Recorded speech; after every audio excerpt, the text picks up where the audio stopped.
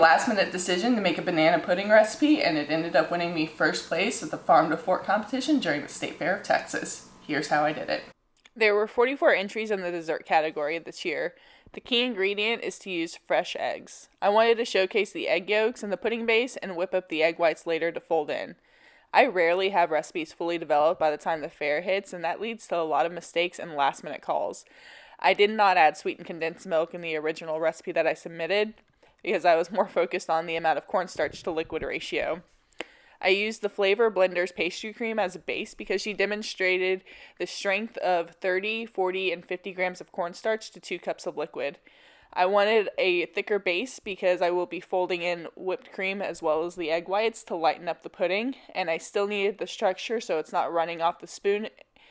In order to make the egg whites safe to eat, I heated them over a double boiler with the sugar until they reached about 165 degrees. And then taking them off the heat, I whipped them until they were firm peaks and then folded it in to the pudding base with a whisk to make it faster. I do not use homemade vanilla wafers. I use the Slaton Bakery's vanilla wafers, which is really close to Texas Tech, and I went to college there, so it is really close to my heart.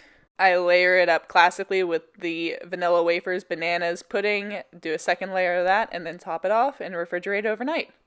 After letting it sit overnight, it's become pretty solid. It's really good. It's really good.